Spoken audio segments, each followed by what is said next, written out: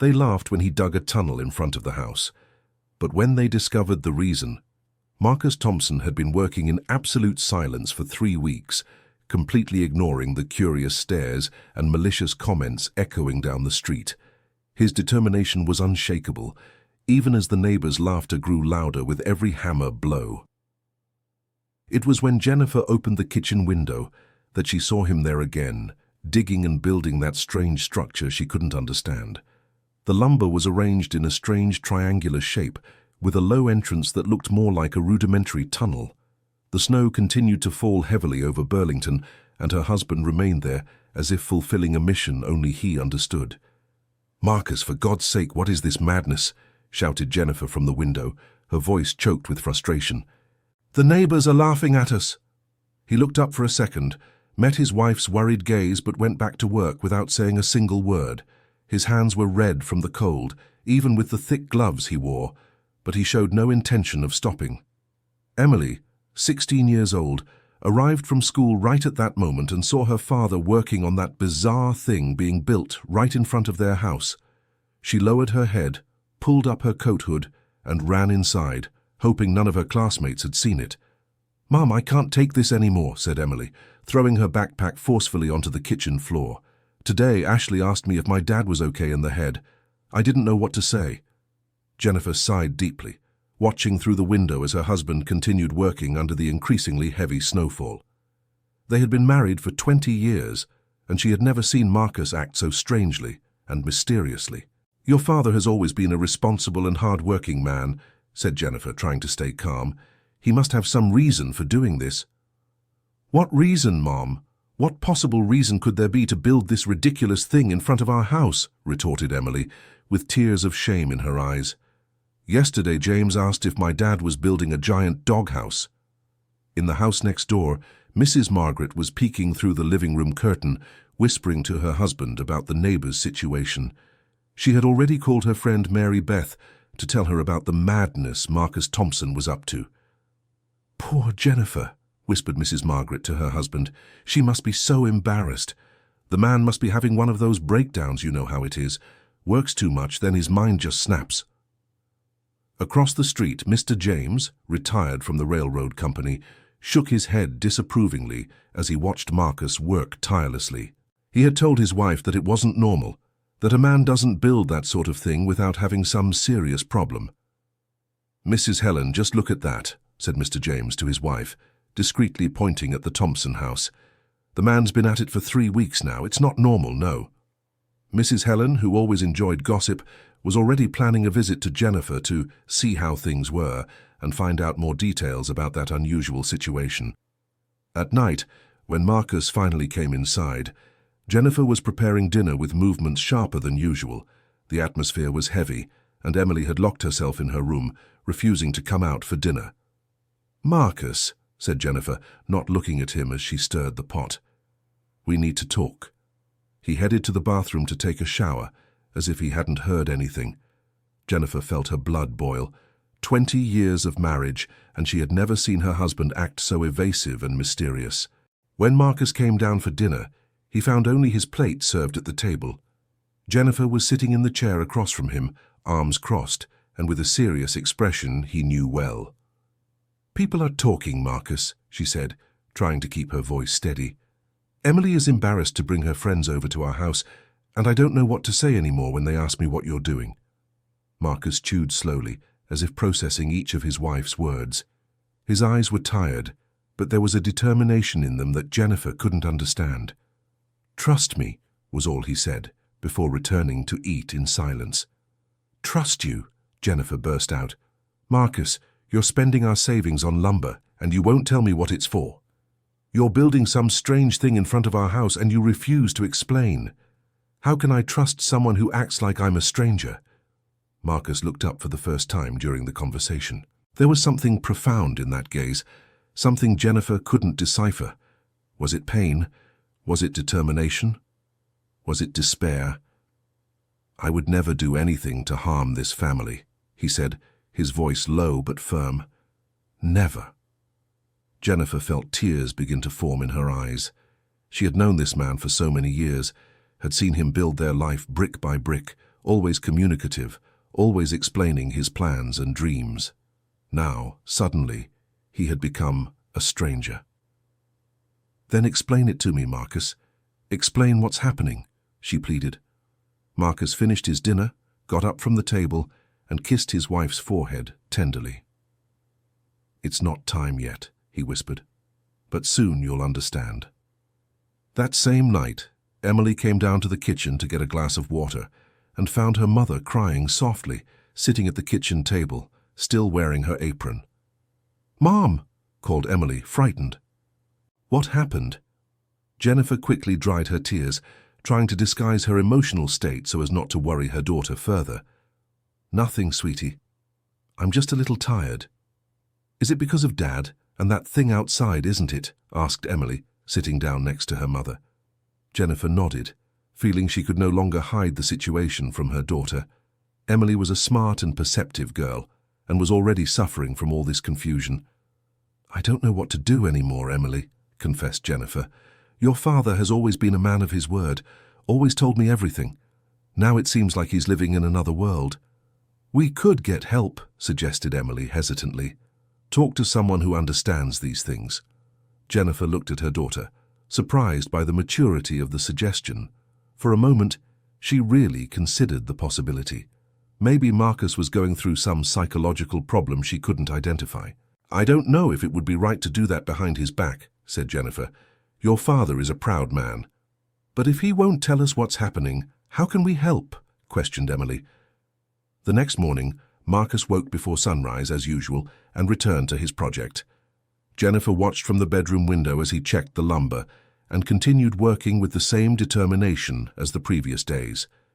During breakfast, Mrs. Dorothy, the 72-year-old neighbor who lived 3 houses down, appeared at the Thompsons' door. Jennifer was surprised by the visit, as Mrs. Dorothy rarely left her house so early. "Good morning, Jennifer, dear," said Mrs. Dorothy with a kind smile. "May I come in for a little coffee?" Jennifer invited the neighbor in, feeling grateful to have someone to talk to. Mrs. Dorothy had always been a wise woman who raised 5 children alone after being widowed young. "Mrs. Dorothy, you must be thinking my husband has lost his mind," said Jennifer, pouring coffee into the good porcelain cup.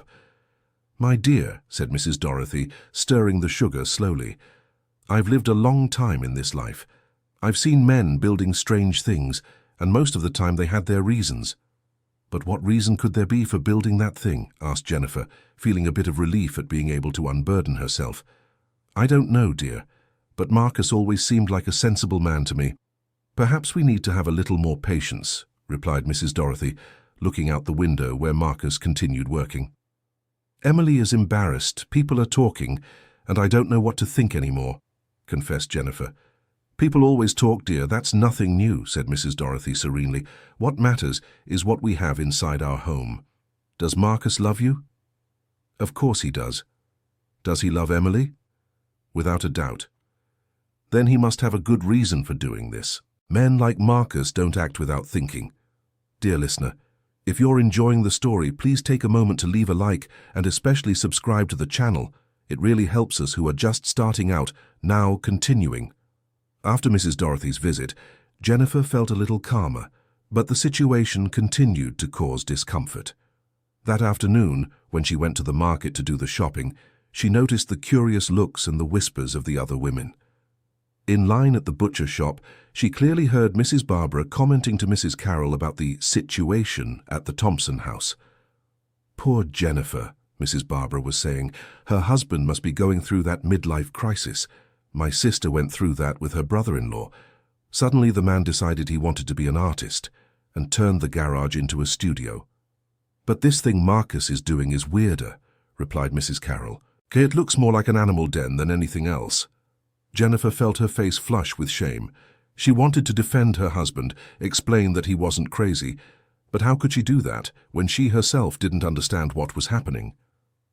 When she got home, she found Emily in the kitchen, visibly upset. The girl was scrolling on her phone with a serious expression. "What happened, honey?" "Nothing much," replied Emily, not taking her eyes off her phone. "It's just that now the boys at school are making jokes about my dad's secret project." "What do you mean?" Someone posted a picture on social media. Now half the world has already seen that thing Daddy is building, explained Emily, showing her mother the phone. Jennifer saw the photo someone had taken from afar, showing Marcus working on the snow-covered structure. The comments under the photo were cruel and mean.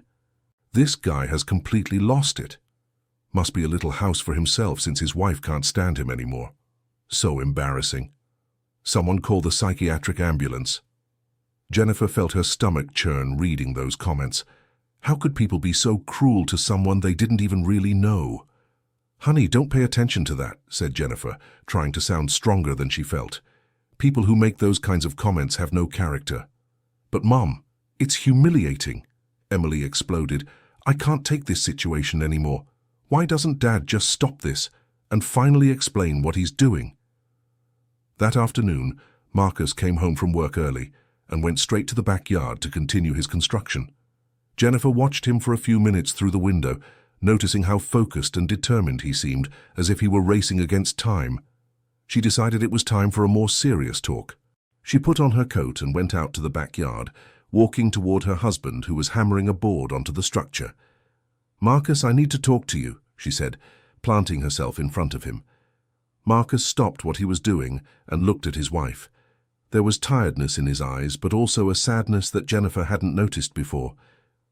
"Jennifer, I know this has been hard on you and on Emily," he said, putting down the hammer. "Then why do you keep going?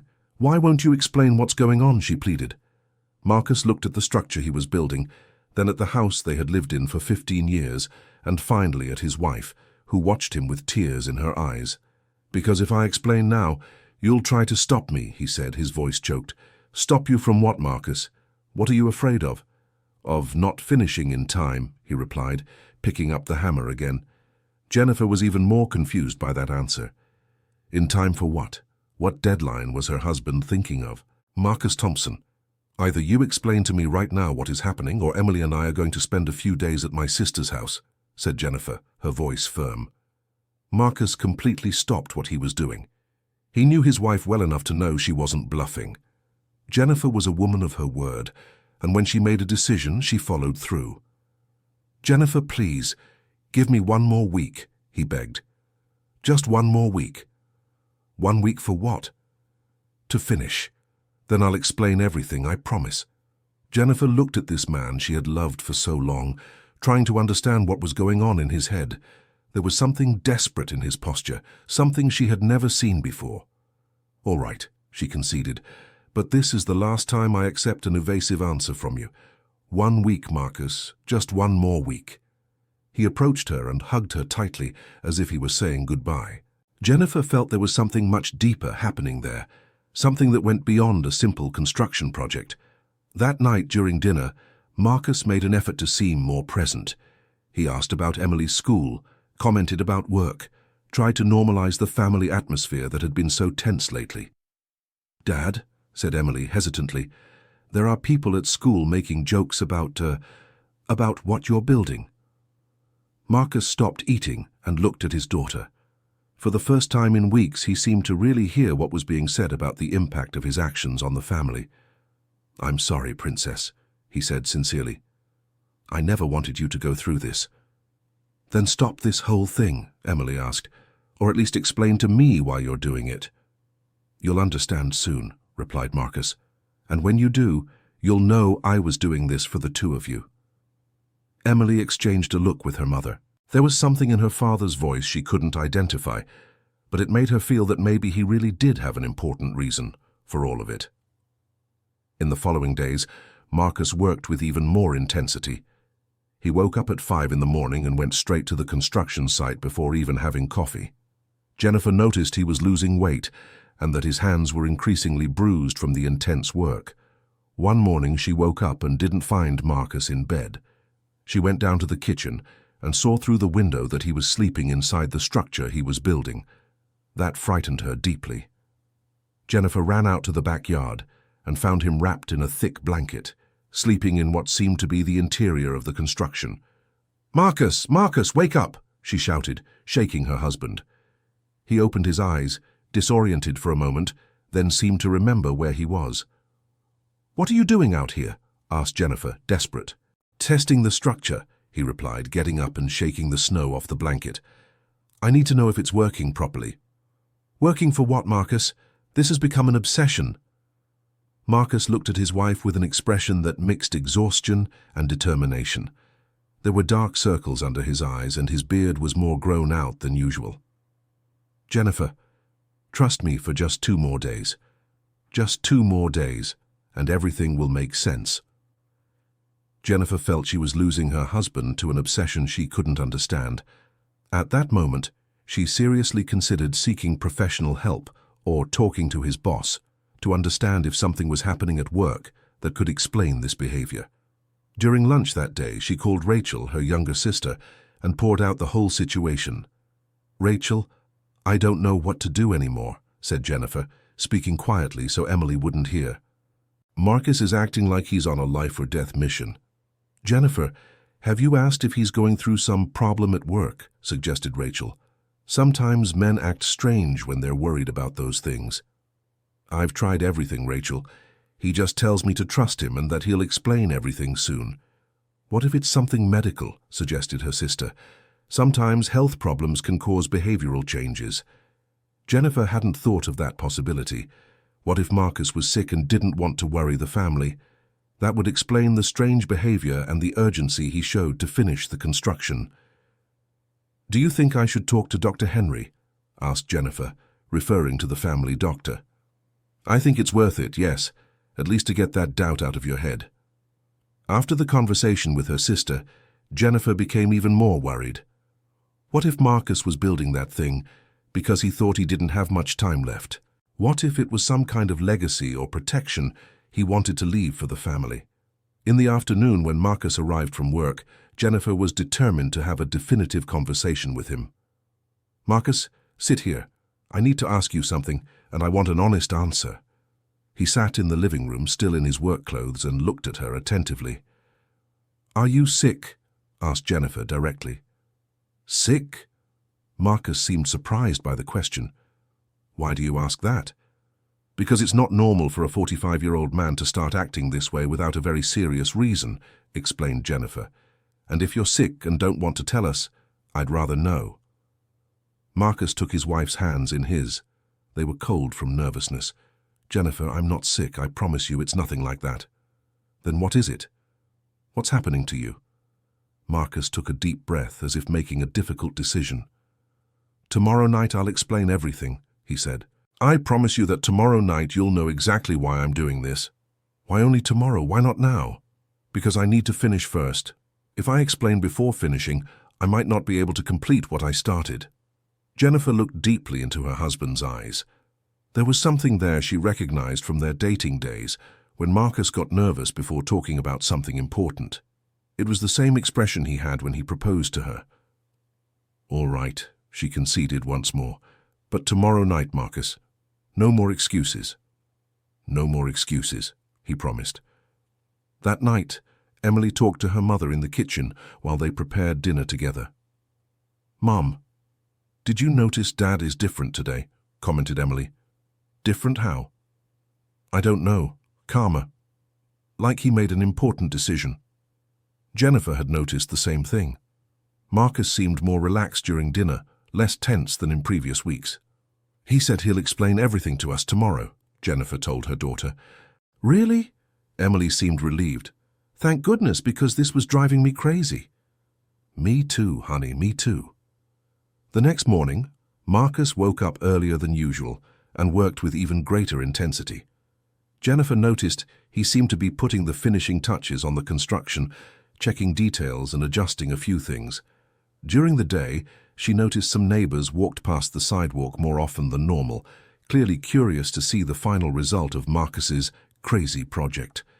Mr. James from the house across the street was the most direct. He crossed the street and approached the fence to get a better look at the construction. Hey there, Marcus, greeted Mr. James. Finished your work of art? Marcus lifted his head and looked at his neighbor. For the first time in weeks, he smiled. Almost there, Mr. James, almost there. And are you going to tell us what this thing is for? Asked Mr. James with genuine curiosity. Soon everyone will know, replied Marcus, returning to his work. Mr. James shook his head and went back to his house, muttering quietly that he hoped this whole story would have an ending that made sense. In the afternoon, Mrs. Margaret appeared at the Thompsons' house with the excuse of returning a borrowed cake pan, but clearly wanting to hear any news about the situation. "So, Jennifer, how are things?" asked Mrs. Margaret, trying to sound casual. "Everything's fine, Mrs. Margaret. Marcus said he'll explain everything to us today." "Oh, good," said the neighbor, relieved. "I'm glad to hear he had some plan in mind. We get worried, you know." Jennifer nodded, but realized Mrs. Margaret was obviously curious to know what explanation Marcus would give. When night fell, Marcus finally came inside and announced he had finished the work. He took a shower, had dinner calmly with his family, and then asked Jennifer and Emily to sit in the living room. "The time has come for me to explain everything," he said, sitting in the armchair facing the sofa, where mother and daughter were seated. Jennifer held Emily's hand, both tense with anticipation of finally understanding what had motivated his strange behavior. "You know I lost my parents when I was 22, began Marcus. Jennifer nodded. She knew Marcus's parents had been in an accident, but he never liked to talk about it. "What you don't know is how they were found," continued Marcus, his voice beginning to tremble. Emily looked at her mother, realizing this story would be heavier than they imagined. It was winter, just like now. A very severe hailstorm had hit Stowe, where they lived. Their house was old, and the roof couldn't withstand the weight of the accumulated ice. Marcus stopped for a moment, took a deep breath, and continued. When the roof collapsed, they were trapped inside. They couldn't get out because the debris blocked all the exits, and since the area had lost power, no one knew they needed help. Jennifer felt a shiver run down her spine. She began to understand where this story was heading. They were trapped for 3 days, Jennifer. 3 days in the cold, without food, with no way to communicate with anyone. When they finally managed to reach them, it was too late. Tears began to stream down Marcus's face. It was the first time Emily had seen her father cry. "I swore that day this would never happen to my family," he continued, "that if we ever faced a similar situation, I would be prepared." "Marcus," whispered Jennifer, beginning to understand. "A month ago, I saw in the weather forecast that a very strong cold front was coming to our region, stronger than anything we've ever seen here, and I remembered the promise I made to myself." Marcus stood up and went to the window, looking at the structure he had built. "What I built out there is an emergency shelter. It has thermal insulation, a ventilation system, space to store food and water, and even a small wood-burning heater that works without electricity." Emily looked at her mother, impressed. That weird thing her father had built was actually a protection system for the family. "But Marcus, why didn't you tell us from the beginning?" asked Jennifer. "Because I knew you would try to convince me it was an exaggeration, that it wasn't necessary, that I was being paranoid," he explained. "And maybe you would have been right, but I couldn't take the risk. Dear listener, if you're enjoying the story, please take a moment to like and especially subscribe to the channel. It really helps us who are just starting out. Now continuing." Jennifer got up from the couch and hugged her husband, feeling a mix of relief and guilt for having doubted him. "I'm sorry for not trusting you," she said, with tears in her eyes. "There's nothing to apologize for," replied Marcus. "I know I acted strangely, but when I remember my parents trapped in that house, I lose the ability to think rationally." Emily also approached and hugged her parents. "Dad, forgive me for being embarrassed. I didn't know it was to protect us." "You couldn't have known, Princess, and I understand you felt awkward." That night, Marcus showed the family the entire interior of the shelter he had built. It was more sophisticated than any of them had imagined. There were small compartments to store supplies, special blankets that retained body heat, a water purification system, and even some card games to pass the time. "Marcus, this must have cost a fortune," commented Jennifer, impressed with the level of detail. "I used the savings we were setting aside for the house renovation," he confessed. "I know I should have talked to you first, but—" "It's okay," interrupted Jennifer. "The renovation can wait." 2 days after the revelation, Mrs. Dorothy showed up at the Thompsons' house with a chocolate cake, and curiosity written all over her face. "So, Jennifer, did you solve the mystery?" asked the neighbor, smiling. Jennifer told Mrs. Dorothy the whole story about Marcus, from the tragedy with his parents to the construction of the shelter. The older neighbor listened to everything attentively and nodded in approval. "I knew that man had his reasons," said Mrs. Dorothy. "When you live a long time, you learn to recognize when someone is acting out of love and not madness." "You really thought he had a reason?" asked Jennifer. "Of course, dear. Men like Marcus don't do things without meaning. He has always been very careful with his family. He was just being careful in a way you didn't understand." That same afternoon, Mr. James crossed the street to talk to Marcus, who was making some final adjustments to the shelter. "So, Marcus, can I know now what the big secret was?" asked the neighbor. Marcus explained the whole project to Mr. James, who listened with growing interest and admiration. "Son, this is brilliant," exclaimed Mr. James. "And does it really work?" "I spent a whole night inside testing it. It maintains a mild temperature even with intense cold outside." "You wouldn't be willing to give me some tips on how to make one like it, would you?" asked Mr. James. "After this story, I started thinking it might be a good idea to have protection like this." Marcus smiled. It was the first time someone had shown genuine interest in his project, instead of simply thinking he was crazy. "Of course, Mr. James. I can even help build it if you want." The news of the true function of the tunnel spread quickly through the neighborhood. Mrs. Margaret, who had been one of the most critical of Marcus's behavior, was impressed when she heard the story.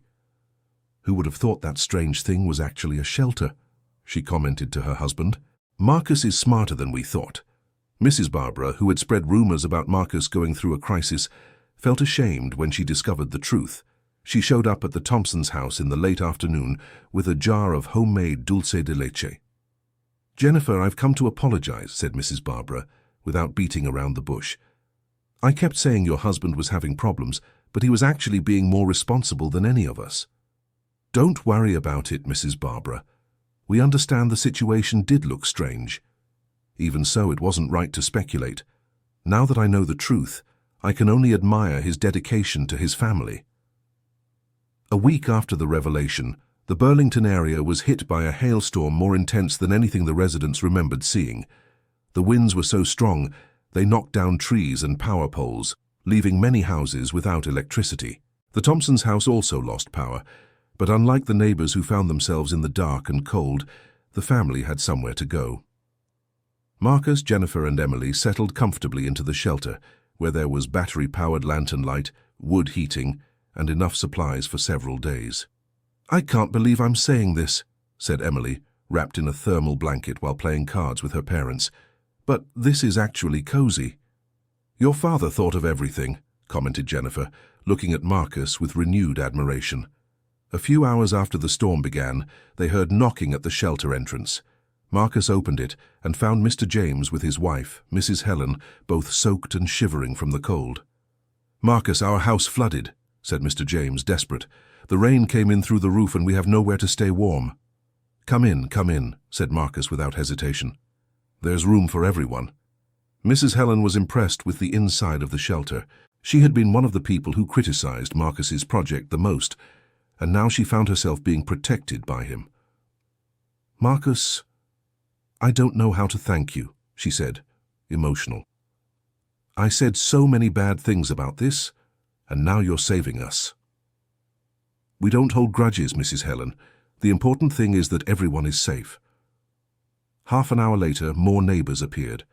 Mrs. Barbara and her husband, whose roof had been torn off by the storm. Then it was Mrs. Margaret and her family's turn, whose heating had broken down at the worst possible time. The shelter Marcus had built to protect his family was now housing about 15 people from the neighborhood. Everyone was warm, safe, and amazed at the foresight and dedication of that man they had considered eccentric. "Folks," said Mrs. Dorothy, who was also among the refugees, "does anyone here still think Marcus was crazy?" Everyone laughed, including those who had criticized the project the most in previous weeks. "I owe you a public apology, Marcus," said Mrs. Barbara. "We judged without knowing."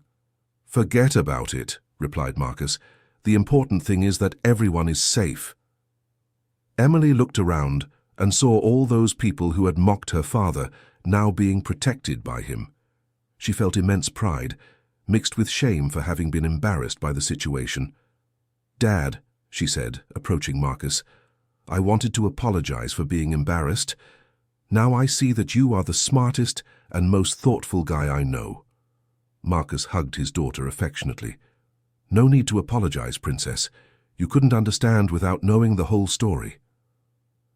The storm lasted all night and part of the next day.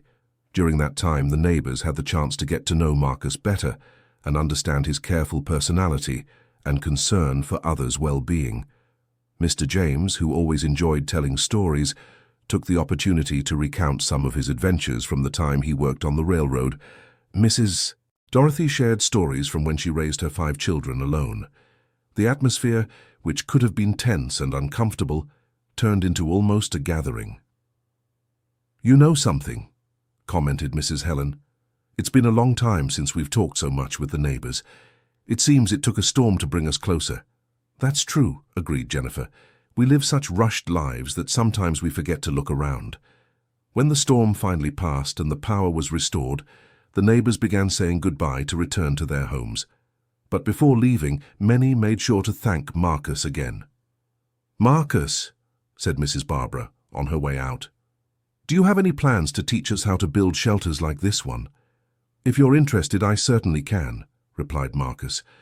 "I even think it would be good if every house had an emergency system." "I'm interested," said Mr. James immediately. "Me too," agreed Mrs. Margaret. "Then we can set a day to talk about it," suggested Marcus. In the weeks following the storm, Marcus became a sort of informal neighborhood consultant for safety and emergency preparedness. Several neighbors asked for his help to build their own shelters, adapted to each family's needs. Emily, who used to feel embarrassed when classmates commented on her father's crazy project, now proudly told how Marcus had saved the entire neighborhood during the storm. The story spread through the school, and what was once a subject of jokes became a reason for admiration. "Did you know your dad has become a legend here at school?" commented her friend Ashley to Emily. "Everyone wants to meet the guy who built a shelter that saved everyone." "Yeah, now that everyone saw it worked, they changed their minds," replied Emily, smiling. "Your family was very lucky to have someone so concerned about you." Jennifer also noticed how people treated her differently now. At the market, instead of curious looks and whispers, she received respectful greetings and questions about how Marcus had planned everything so well. "Jennifer," said the bakery owner while wrapping the bread, "your husband is a very special man. Not everyone has that concern for their family and even extends protection to the neighbors." "He's always been like that," replied Jennifer proudly. "It's just that sometimes we don't realize it until something happens that shows a person's character." At home, the relationship between Marcus and Jennifer grew even stronger after that whole experience. Jennifer learned to value not only her husband's affectionate words, but also the practical actions of protection and care he demonstrated. "Marcus," she said one night while they were lying down, "I learned something important from this whole story." "What's that?" "That love isn't just pretty words and romantic gestures. Sometimes it's building a shelter in the backyard even when everyone thinks you've gone crazy." Marcus smiled and hugged his wife tighter. "I would do anything to protect you too, Jennifer. Anything. I know that now, and I'm sorry for having doubted." "You didn't doubt my love," said Marcus. "You just doubted my methods, and I understand perfectly." 3 months after the storm, the street where the Thompsons lived became known in town as the Street of Shelters. Almost every house had built some type of emergency protection, following Marcus's guidance and help. The city council even approached Marcus to see if he would be interested in giving talks about preparing for climate emergencies. He agreed on the condition that he could include in the program the construction of community shelters for low-income families. "It's important that everyone has access to this kind of protection," Marcus explained to the City Hall employee. "Not just those who have money to build." The project was so successful that Marcus ended up being invited to replicate the experience in other cities in the region. Always accompanied by Jennifer and Emily, He traveled on weekends teaching entire communities how to protect themselves from climate emergencies. Emily felt proud to see how her father, whom she had considered crazy for a few weeks, was now respected and admired by people from various cities. "Dad," she said during one of the trips, "do you think it would be a good idea for me to study civil engineering? I'd like to learn to build things that help people, like you do." Marcus was moved by his daughter's question. Seeing that she had been inspired by his work was more rewarding than all the honors he had received. "That would be great, Princess. And I can teach you everything I know about practical construction." Jennifer, observing the conversation between father and daughter, reflected on how a situation that had almost destroyed the family's harmony had turned into something that brought them even closer together. Mrs. Dorothy, who continued to be a regular visitor at the Thompson home, always made a point of commenting on the transformation she had observed in the family. "You know, Jennifer," she said during one of their afternoon coffees, "I think that whole storm was a blessing in disguise." "How so, Mrs. Dorothy?" "Because it showed all of you what really matters. Marcus has always been a good man, but now you know he's an exceptional man." "That's true. I learned not to judge by appearances." And Emily learned to admire her father for real reasons, not just because he gives her the things she wants. Jennifer agreed. Their daughter had truly matured through that whole experience, developing a new perspective on what it meant to have a caring and prepared family. 1 year after building the first shelter, Marcus received an unexpected invitation. The state civil defense wanted him to develop an emergency shelter construction manual to distribute throughout Vermont. "Jennifer, can you believe this?" said Marcus, showing the official letter.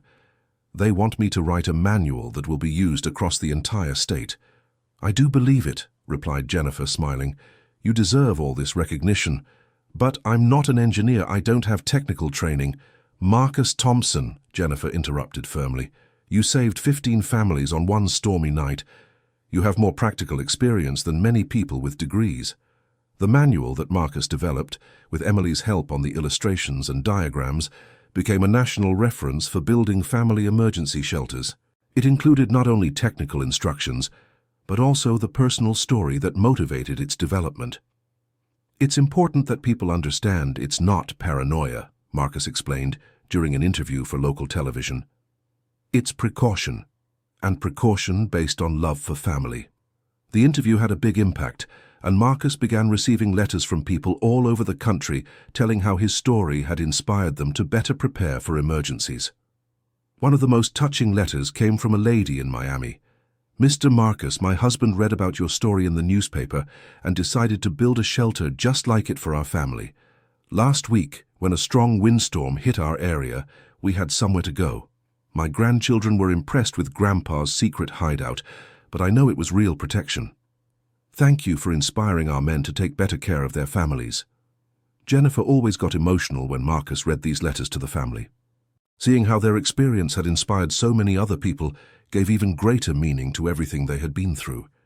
"You realize, Marcus, that what started as a personal obsession has turned into something helping thousands of families?" commented Jennifer. "Sometimes things have to start small to grow later," replied Marcus. "If I had tried to create something for everyone from the start, I probably wouldn't have even managed to protect you too." Dear listener, if you're enjoying the story, please take a moment to like and especially subscribe to the channel. It really helps us who are just starting out. Now continuing. Emily, who was now in her second year of civil engineering, helped her father respond to letters and develop increasingly efficient family shelter designs. She had specialized in structural calculations, complementing her father's practical knowledge with the theory she learned at university. "Dad, I've been thinking," said Emily one Sunday while they worked together on a new type of shelter design. "We could develop a mobile version for people who rent and can't do permanent construction." "Interesting," replied Marcus. "How do you imagine it would work?" "Components that fit together like a big puzzle. A person can assemble and disassemble it as needed." Marcus was impressed with his daughter's creativity. The idea of mobile shelters would open possibilities for protecting people in many different situations. "Let's design this," he said, excited. "We might be creating a revolution in emergency protection." Jennifer watched father and daughter working together and felt immense gratitude for everything that had happened. What could have been the destruction of family harmony had become the foundation for a legacy they were building together. 2 years after that first storm, Marcus received an invitation to participate in an international conference on natural disaster preparedness. The event would be in Washington, D.C., and it would be the first time he would leave the United States to talk about his work. "Marcus, are you sure you want to accept?" asked Jennifer. "It will all be in Spanish, important people, very different from what you're used to." "Jennifer, if I managed to convince an entire neighborhood that I wasn't crazy, I think I can convince some Argentinians that it's worth preparing for emergencies," joked Marcus. "I'll go with you," said Emily, determined. "I can help with translation and the technical questions." "That would be great, Princess. I think your Spanish is much better than mine." Marcus's presentation in Washington, D.C. was an absolute success. He showed photos of the shelter construction process, told the story of the storm that saved 15 families, and presented the mobile shelter designs he had developed with Emily. A Uruguayan architect approached after the presentation. "Senor Marcus, your story is very inspiring. Would you be willing to come to Boston to teach these techniques?" Emily translated for her father, who was moved by the invitation. "Tell him it would be an honor," replied Marcus. From that Congress onward, Marcus began to be recognized internationally as an expert in family emergency protection. He developed his own methodology that combined simple construction techniques with family psychology, helping people understand that emergency preparedness was an act of love, not paranoia. Jennifer accompanied her husband on several of these international trips, always amazed at how people from different cultures identified with his story.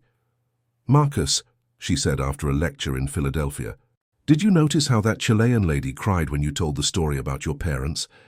Pain is a universal language, Jennifer. Everyone understands what it means to lose someone they love. And everyone also understands what it means to want to protect those they love." Marcus had found his true calling. What began as a personal obsession rooted in trauma had transformed into a life mission that was impacting thousands of families in various countries. 3 years after that first storm, the Thompson house received a very special visit. A young engineer from Chicago had driven to Burlington specifically to meet Marcus. "Mr. Marcus, my name is Daniel. I am a civil engineer, but I came here as a grandson," said the young man, clearly emotional. "Grandson?" asked Marcus, confused. "My grandmother lived in Miami. She read about your work in the newspaper and convinced my grandfather to build a shelter. Last year, when a storm hit the region, my grandparents were safe inside it. They were already elderly, and if it weren't for that shelter—" The young man couldn't finish the sentence. Marcus understood perfectly what he meant. "How can I help you?" asked Marcus.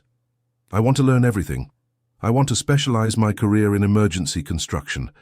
I want to be like you." Jennifer and Emily watched that conversation, moved. Seeing how Marcus's work had inspired a new generation of professionals was rewarding beyond any expectation. "Daniel," said Marcus, "if you want, you can stay with us for a few days. I'll teach you everything I know, and my daughter can show you the technical part she learned at the university." "That would be amazing," replied the young man. Daniel spent a week with the Thompson family, learning not only construction techniques, but also how to approach families, how to explain the importance of preparation without creating panic, how to adapt solutions to different economic realities. "Mr. Marcus," said Daniel on the last night, "you can't imagine the impact your work has had on my family's life. My grandparents are alive today because of what you taught. Daniel, that makes me very happy, but I want you to know that this doesn't stop with me.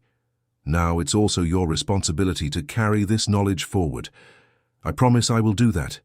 After Daniel left, Marcus reflected on how a personal decision based on the fear of losing his family had turned into something much bigger. "Jennifer," he said that night, "sometimes I wonder if my parents know what happened." "I'm sure they do," replied Jennifer, "and I'm sure they are proud." "Do you think they would approve?" "Marcus, you transformed the pain of losing them into protection for hundreds of other families. Of course they would approve." Marcus hugged his wife, feeling a peace he hadn't felt in a long time. He had managed to honor his parents' memory in a way that truly mattered. 5 years after building the first shelter, Marcus received an honor from the Burlington City Council. The session was specially dedicated to recognizing his work in community protection and emergency education. The entire neighborhood was present, including all those who had taken refuge in the shelter during the first storm. Mrs. Dorothy, now 77, insisted on speaking during the session. "Council members," she said, her voice firm, "I have known Marcus Thompson for over 20 years. I always knew he was a good man, but I only discovered he was an extraordinary man on the night of that storm." Marcus was visibly emotional in the audience, surrounded by Jennifer and Emily. "Marcus didn't just save our lives that night," continued Mrs. Dorothy. "He taught us that taking care of others is the most important thing we can do in this life." Mr. James also asked to speak. "Mr. President, I wanted to say that before I learned about Marcus's work, I thought emergency preparedness was for paranoid people. Today I know it's for responsible people." Mrs. Barbara, who had been one of the most critical initially, also spoke up. "I owe Marcus a public apology. When he was building that shelter, I said terrible things about him. Today I know he was being the best husband and father a family could have." At the end of the session, the council president presented Marcus with a plaque in recognition of his services to the community. Marcus stood up to receive the honor with tears in his eyes. "Mr. President, council members, friends," said Marcus into the microphone. "This honor isn't just mine. It belongs to my wife Jennifer, who learned to trust me even when I seemed to be acting without reason. It belongs to my daughter Emily, who overcame her initial embarrassment and became my partner in this work." He paused, looking at the packed audience. "And it belongs to every neighbor who once doubted what I was doing, but had the humility to admit when they were wrong. Because that's how a community grows, by acknowledging mistakes, apologizing, and working together." The audience gave a standing ovation. Jennifer and Emily were crying with pride. "But most of all," Marcus continued, "this honor belongs to my parents, who are no longer here, but who taught me that loving a family means doing anything to protect it."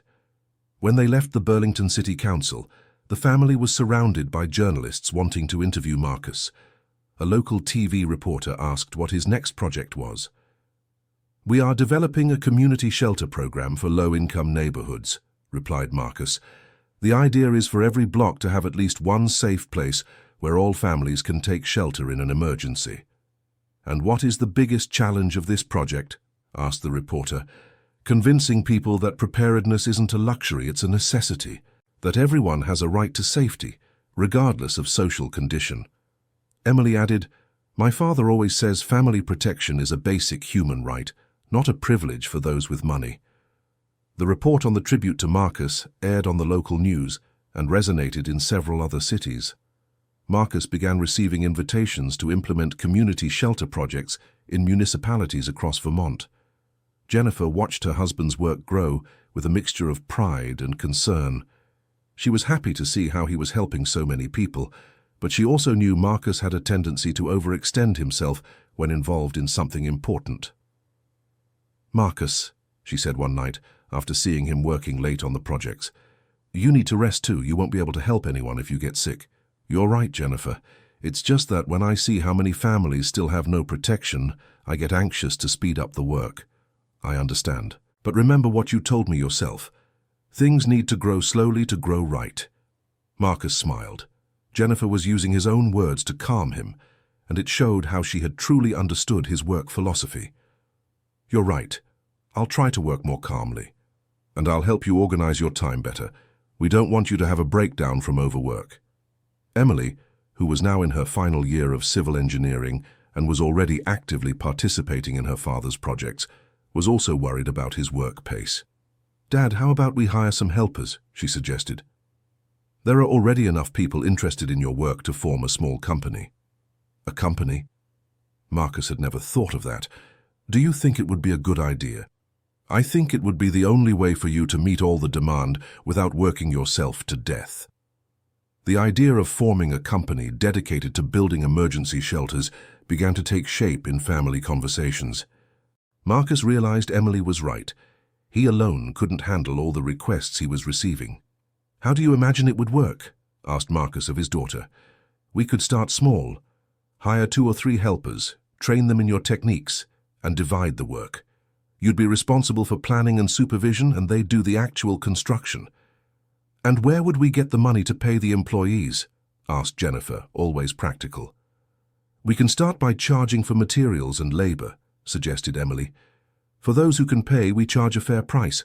For those who can't, we partner with the city or social organizations. The idea was good, but Marcus had a concern. Emily, my fear is that this becomes just an ordinary business, that we lose focus on the social purpose. Dad, that will only happen if we allow it. We can set rules from the start. A percentage of the jobs always has to be free, another percentage at a social price, and only a portion at full price. Jennifer was impressed with her daughter's business maturity. Emily had really thought through all aspects of the business, including the social side that was so important to Marcus. "You know what?" said Jennifer. "I think you should try it." "You really think so?" asked Marcus. "I think if you don't try, you'll always wonder how it would have been. And if it goes wrong, at least you tried." Marcus looked at his daughter, who was anxious for his answer. "All right, Princess, let's try to create this company. But on one condition, you'll be my official partner." "Really, Dad?" Emily was radiant. "Really? You have the ideas. I have the experience. Together, we'll be able to help many more families." 6 months later, Thompson and Daughter Emergency Construction was officially operating. They had hired 4 employees, all young people interested in the social work involved in the project. The company's first contract was to build community shelters in 3 popular neighborhoods of Burlington. The project was funded through a partnership between the City Council and a non-governmental organization that works on disaster prevention. Marcus insisted that all employees understand this wasn't just ordinary construction work. "Everyone," he said at the first team meeting, "when you're building one of these shelters, you're building peace of mind for an entire family. It's a huge responsibility." Jennifer closely followed the company's first months, helping with the administrative side and making sure Marcus didn't overwork himself. "How are you feeling?" she asked after the first month. "Much better than I expected," replied Marcus. "It's good to be able to teach others and see the work multiply. And you don't miss doing everything yourself?" "A little, but when I see we can help 4 families in the same time it took me to help 1, I realize it's worth it." The company grew quickly. In 1 year, they had already built shelters for more than 50 families and 3 community shelters. Marcus was invited to give lectures at universities, explaining how to turn practical knowledge into a social business. During a lecture at the University of Burlington, a student asked what had been the biggest challenge in creating the company. "The biggest challenge," answered Marcus, "was accepting that I couldn't do everything alone, that to help more people, I needed to trust my work to other people." "And how did you overcome that challenge?" asked the student. "With the help of my family," answered Marcus, looking at Emily, who was in the audience. "My daughter taught me that multiplying knowledge is more important than monopolizing knowledge." Emily graduated in civil engineering with a thesis on emergency shelter construction, technical and social aspects. Her work was based entirely on the practical experience of the family business and was considered one of the best of the year by the department. "Dad," said Emily after graduation, "now that I'm an official engineer, what about expanding to other states?" "Do you think we're ready?" asked Marcus. "I think if we don't try now, we never will, and there are a lot of people who need our help." Marcus looked at Jennifer, seeking her opinion. "Jennifer, what do you think?" "I think you've already proven you know what you're doing," she answered, "and I think it's time to think big." The expansion to other states began with New Hampshire, where Marcus had already given several lectures and had established contacts. The first project outside of Vermont was the construction of community shelters in 3 towns in the New Hampshire mountain region. "Marcus," said the mayor of Park City during the inauguration of the first shelter, "you can't imagine the relief this brings to our community. Now families know they have somewhere to go when those heavy snowstorms come." Marcus was moved to see children playing inside the shelter, while parents chatted animatedly about how much safer they felt. "That's it, Emily," he said to his daughter. "That feeling of security is what we want to provide." Dad, have you ever stopped to think how many families we've helped since that first shelter in our backyard? Marcus had never stopped to count. He was always focused on the next project, the next family that needed help. I don't know, daughter. It must be quite a few. I did the math last week. Between family and community shelters, we've directly impacted more than 500 families. Marcus was impressed by the number. 500 families meant more than 2,000 people who now had a protection they didn't have before. And indirectly it must be much more, continued Emily, because every person we teach replicates the knowledge for others. Sometimes it's hard to believe all this started with my fear of losing the two of you, commented Marcus. Maybe it started with fear, Dad, but it turned into love. Love multiplied. Jennifer, who was listening to the conversation from afar, smiled as she realized how father and daughter had developed a partnership that went far beyond work. They had become a team that perfectly complemented each other's qualities. 10 years after that first storm that revealed the value of the shelter built by Marcus, the Thompson family received a very special invitation. The UN wanted Marcus to participate in an international conference on community preparedness for climate change. Marcus, said Jennifer upon seeing the official invitation, do you realize what this means? It means our work is being recognized internationally, answered Marcus, still processing the information. It means you went from a street in Burlington to the United Nations, said Emily, proud. We arrived, corrected Marcus. This is the work of the whole family. Marcus's presentation at the UN was streamed live online. The whole neighborhood gathered at the Thompsons' house to watch. Mrs. Dorothy, now 82 years old, was in the front row of the sofa. I never thought I'd live to see our neighbor speaking to the whole world, she commented, moved. Mr. James, who had become one of the biggest supporters of Marcus's work, was writing down everything he said. I'm going to save this to show my grandchildren, he explained. During the presentation, Marcus told the full story, from the loss of his parents to the construction of the first shelter, through the storm that saved 15 families, and up to the company's current work. Emergency preparedness should not be a privilege, Marcus told the international audience. It should be a basic right for every family, everywhere in the world. The presentation was very well received, and Marcus received invitations to implement community shelter projects in several countries across North America. Dad, said Emily after the presentation, I think it's time we really think big. How so? How about we create an international technology transfer program? We teach people in other countries how to build shelters adapted to their local realities. Marcus was impressed by his daughter's vision. She was proposing expanding the work to a scale he had never imagined. Would that be possible? He asked. Absolutely, and it would be the best way to multiply the impact of our work. Jennifer listened to the conversation with a mix of pride and concern. On one hand, she was happy to see how her husband's work had gained international dimensions. On the other, she knew Marcus had a tendency to get too involved in projects. Marcus, she said when they were alone, are you sure you want to take on such a big responsibility? Jennifer, when I built that first shelter in our backyard, I just wanted to protect you and Emily. Now that I see how much suffering can be avoided with proper preparation, I feel I have a moral obligation to help. I understand. I just want to make sure you won't forget to take care of yourself in the middle of all this responsibility. I won't forget, and you can remind me whenever you think it's necessary. The International Technology Transfer Program was launched 2 years later. The first partnership was with the Government of Canada, which wanted to implement community shelters to protect rural communities from earthquakes. Marcus and Emily spent 3 months in Canada, training local engineers and adapting construction techniques for the Andean reality. It was the first time Marcus had been away from home for so long, and Jennifer felt her husband's absence deeply. How are things over there? Jennifer asked during a video call. Very well.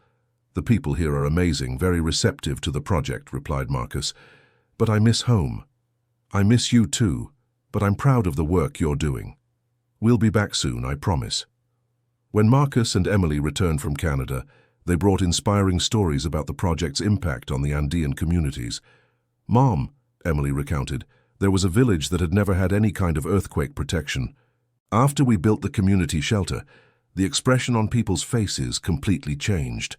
How so? Asked Jennifer. They stopped living in constant fear. An elderly lady said she can now sleep peacefully for the first time in decades. Marcus added, "It's amazing how physical safety affects people's mental health. When you know you have somewhere to go in an emergency, your quality of life improves completely." The experience in Canada was so positive that other countries in North America began seeking out the Thompson Company to implement similar projects. Maine, Montana, and Wyoming were the next countries to receive the community shelter programs. "Marcus," said Jennifer after another international trip, "have you ever stopped to think about what your parents would say if they could see all this?" Marcus was thoughtful for a moment. "I think they'd be surprised to see how a tragedy turned into so much good for so many people. I'm sure they'd be proud." "I think so too, and I hope they feel their loss wasn't in vain." 15 years after building the first shelter, Marcus was invited to receive an international award for social innovation. The ceremony would be held in Geneva, and the whole family was invited. "I can't believe we're going to Switzerland," said Emily excitedly. "Me neither," agreed Jennifer. "Who would have thought that whole story in our backyard would go this far?" "The most amazing thing," said Marcus, "is that it still feels like we're just beginning. There's still so much to do." During the ceremony in Geneva, Marcus was introduced as the man who turned personal trauma into global protection. The award recognized not only the technical impact of his work, but also the humanitarian philosophy behind it. "This award," Marcus said in his acceptance speech, "represents all the families who once felt as vulnerable as I did when I lost my parents. It represents the transformation of fear into constructive action." He paused, looking at Jennifer and Emily in the audience. "But most of all, it represents the importance of having a family that believes in you, even when you seem to be doing something completely crazy." The audience laughed and applauded. Jennifer and Emily were visibly moved. "Because, in the end," Marcus continued, "protecting those we love isn't an obsession, it's a responsibility. And when we take that responsibility seriously, we can end up protecting far more people than we imagined." Marcus's speech was very well received, and several international organizations approached him to propose even larger partnerships. "Dad," said Emily after the ceremony, "I think you just opened the doors to expand our work to Africa and Asia." "Do you think we're ready for an expansion like that?" asked Marcus. "I think if we're not ready now, we never will be. And there are a lot of people in the world who need what we know." Jennifer listened to the conversation with mixed feelings. On one hand, she was proud of her husband's work reaching internationally. On the other, she knew that bigger expansions would mean more travel, more responsibilities, and less family time. "Marcus," she said that night in the hotel in Geneva, "are you happy with all this?" "Very happy, Jennifer. Why do you ask?" "Because sometimes I get the impression you feel obligated to accept every invitation you get." "It's not an obligation," replied Marcus. "It's an opportunity. Every project we do means fewer families living in fear." "I understand. I just want to make sure you're doing this because you want to, not because you feel guilty saying no." Marcus reflected on his wife's observation. Jennifer had always been very perceptive about his feelings, and perhaps she was right. "You know what?" he said. "Maybe it's a little of both. But I truly love this work, Jennifer. It gives me a sense of purpose I never had before." "Then it's okay. Just don't forget that your first responsibility is to your own family." "I'll never forget that." Back in the United States, Marcus made an important decision. He would create a training institute to teach others how to replicate his work, reducing the personal dependence on him for each project. "Emily," he said, "how about we create a school for emergency shelter construction?" "A school?" Emily was excited by the idea. "Like a technical course?" "Exactly. We train people from various regions to implement local projects. So we don't need to be physically present everywhere." "Dad, that's the best idea you've ever had." The school was inaugurated a year later, on land donated by the Burlington City Council. The course lasted 6 months and included both technical aspects of construction and community outreach methodology. It's important that you understand, Marcus would say to each class of students, that building shelters is only part of the work. The most important part is gaining the family's trust. Jennifer visited the school regularly, impressed by the students' level of dedication. Many of them came from other states and even other countries to learn the techniques developed by Marcus. "Marcus," she said, after observing a practical class, "do you realize you're creating a new profession?" "How so?" "Emergency Family Protection Specialist. In a few years this will be in university curricula." Marcus had never thought of that, but Jennifer was right. What started as a personal need had become a complete professional field. "It would be interesting if a university created a specific undergraduate degree in this area," he commented. "Why don't you propose that to a university?" suggested Emily. "You have enough credibility to convince any dean." The idea of a university course in family protection began to take shape. Marcus went to talk to the dean of the University of Burlington, who was very interested in the proposal. "Professor Marcus," said the dean. Marcus had received the title of honorary professor a few years earlier. "This would be a pioneering undergraduate program in the United States, perhaps in the world." "That's exactly what we want," replied Marcus. "Pioneering in family protection." The Family Protection Engineering course was approved by the Department of Education 2 years later. Emily was invited to be the course coordinator, using both her academic background and her practical experience. "Dad," she said on the day the course was approved, "we just created a new field of knowledge." "No, Princess," corrected Marcus. "You just created it. I only planted the seed." "We created it together," insisted Emily, "like we've always done everything." The first entrance exam for the Family Protection Engineering course attracted applicants from all over the country. The competition was very high, showing there was real demand for this training. Jennifer followed the entire process with growing pride. Seeing how her husband's work had evolved from a construction in the backyard to a university course was surreal. "Marcus," she said on the night of the course's first class, "do you have any idea how many families will be helped by the graduates of this course?" "I have no idea," replied Marcus, "but I hope it's many." "It will be thousands, Marcus, maybe millions over the years." Marcus was moved by the scale Jennifer pointed out. Indeed, each engineer graduating from the course could impact hundreds of families throughout their career. "My parents could never have imagined that their loss would result in something like this," he commented. "They must be very proud," said Jennifer, hugging her husband. 20 years after that first storm in Burlington, Marcus Thompson was internationally recognized as the pioneer of family protection engineering. His work had inspired the creation of similar courses in 15 countries, and over 10,000 families had already been directly helped by the projects developed by him and his team. The company Thompson and Daughter had transformed into an international organization with offices in 8 countries in North America. Emily assumed the presidency of the company, allowing Marcus to dedicate himself more to teaching and research. "Dad," said Emily during an annual company meeting, "what do you feel when you look back and see this whole journey you've traveled?" Marcus thought for a moment before answering. "Gratitude, Princess. Gratitude for my parents, who even in their absence continued to guide me. Gratitude for you and your mother, who trusted me when I seemed to be losing my mind. And gratitude for all the families who had the courage to trust in us." "And what is your greatest wish for the future?" asked Emily. "That one day family protection becomes so common that no one else has to go through the fear I went through when I was young." Jennifer, who was watching the interview from home, smiled upon hearing her husband's answer. 20 years later, Marcus was still driven by the same love and protection that had always motivated his actions. Mrs. Dorothy, now 92 years old and still sharp, visited the Thompson family regularly. She liked to tell her great-grandchildren how she had met Marcus when he was just a neighbor, building strange things in the backyard. "You can't imagine how good it is to live long enough to see someone grow like this," she would say to Jennifer. "Marcus was always special, but even I didn't imagine he would go this far." "Mrs. Dorothy, you were one of the few people who supported him from the start," Jennifer reminded her. "It's because when you live a long time, you learn to recognize true love when you see it. And everything Marcus did was motivated by love. End of story.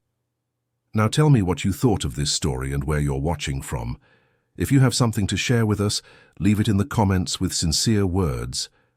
Do you believe Marcus made the right decision to build the shelter even while facing criticism? We would love to read your opinion. Thank you so much for joining us. Don't forget to leave your like and, most importantly, subscribe to the channel so you don't miss other moving stories.